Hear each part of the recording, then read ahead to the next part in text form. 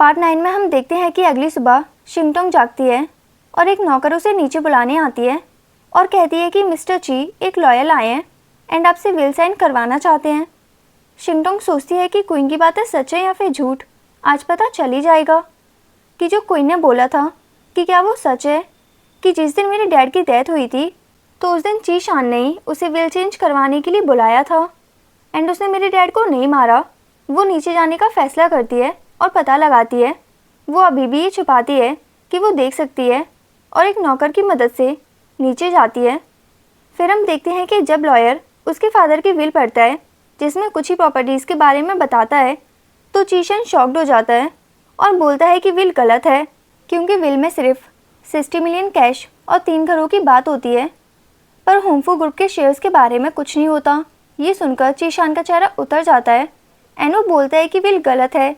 ये देखकर शिंगटोंग जान जाती है कि क्वीन ने जो कहा था वो सच था कि चीशान उससे कोई प्यार नहीं करता एंड वो उसके साथ बस उसकी प्रॉपर्टी की वजह से है एंड उसी ने ही क्वीन को विल चेंज करने के लिए हायर किया था ताकि वो शिंगटोंग की प्रॉपर्टी को अपने नाम कर सके।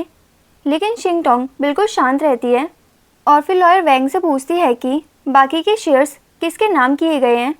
तो लॉयर वैंग कहता है कि उसे इसकी कोई जानकारी नहीं है क्योंकि ये उसके काम का हिस्सा नहीं है। फिर हम देखते हैं कि शिंगटोंग अकेली सड़क पर चल रही होती है। उसका मूड अभी भी ख़राब होता है।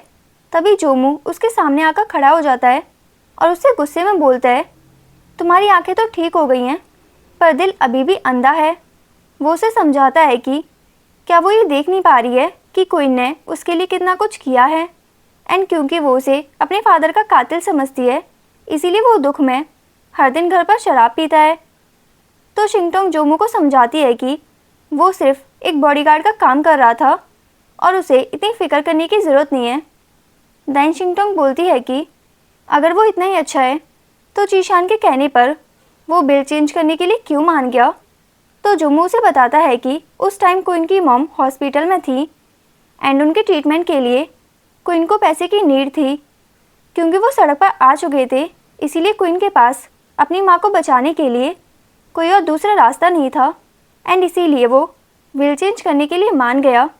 और जब बाद में क्वीन को पता चला कि उसने जिन डॉक्यूमेंट की अदला बदली की थी वो वसीयत के डॉक्यूमेंट थे तो उसे लगा कि ज़रूर कुछ गड़बड़ है, इसीलिए वो चीशान की सीक्रेटली इन्वेस्टिगेशन करने लगा।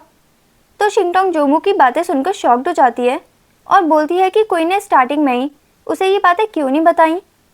तो जोमू बोलता है कि वो क्या कहता एंड क्या आप उसकी बात पर भरोसा करती, क्योंकि आपको तो शुरू से ही यही लगता है कि क्वीन ने आपके डैड को मारा है, तो वो आपको ये सब कैसे बताता।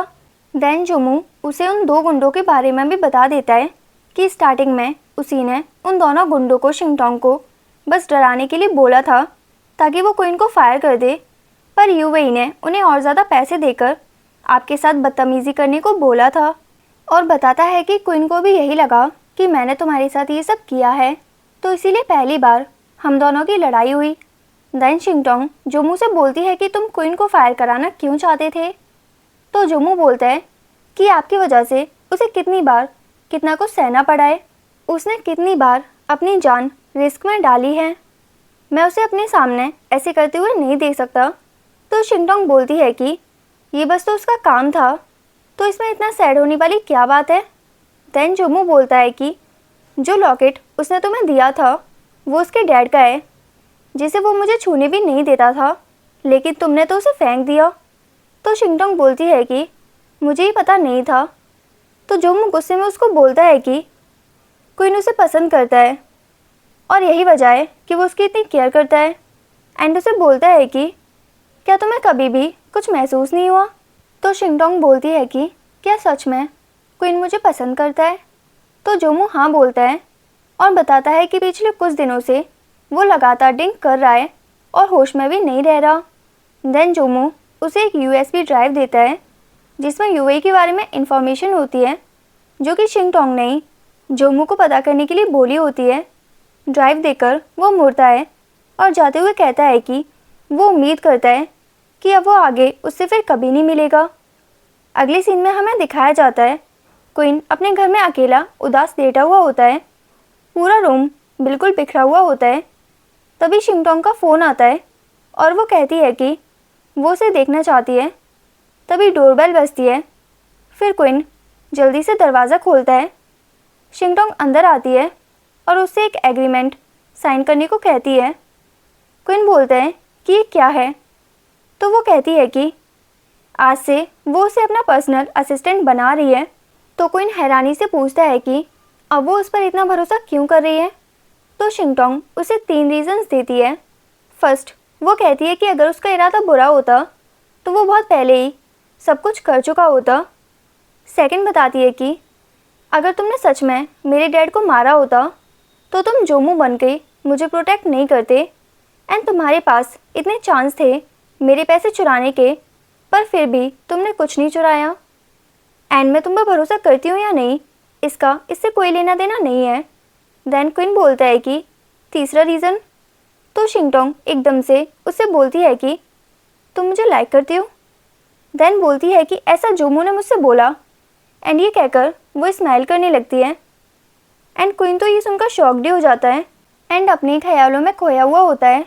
देन शिंगटोंग उससे बोलती है कि क्या जोमू ने मुझसे झूठ बोला। तो क्वीन एकदम से मना करता है कि ऐसा नहीं है और बोलता है कि हाँ, मैं तुम्हें लाइक करता हूँ। देन शिंगटोंग उसको साइन करने को कहती है, तो वो साइन कर देता है। फिर शिंगटोंग उससे उसके डैड की पुरानी वसीयत दिखाने को बोलती है।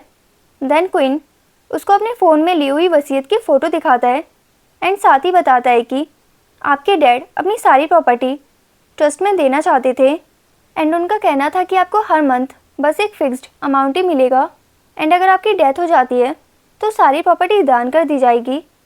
फिर हम देखते हैं कि शिंगटोंग क्वीन से एक बहुत ही ज़रूरी बात पूछती है कि क्या चीशान का मेरे फादर की मौत से कोई रिलेशन है।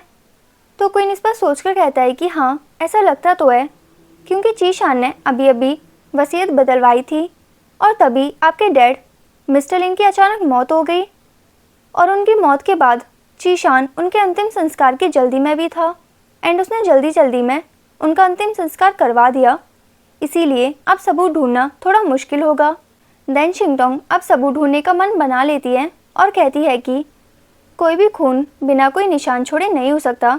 इसीलिए वो क्वीन को इंस्ट्रक्शंस देती है कि वो किसी को भी उसके ठीक होने के बारे में ना बताए, एंड वो अभी भी चीशान और यूवेई के सामने अंधे होने का नाटक करती रहेगी। इसके बाद हम देखते हैं कि यूवेई और चीशान लिन फैमिली के लिविंग रूम में आराम से बैठे होते हैं।